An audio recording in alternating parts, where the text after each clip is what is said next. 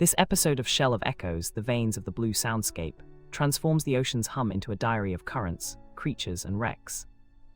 Minke whales ripple through the deep, their songs gidding schools as hydrophones capture the delicate dialogue that binds predator and prey.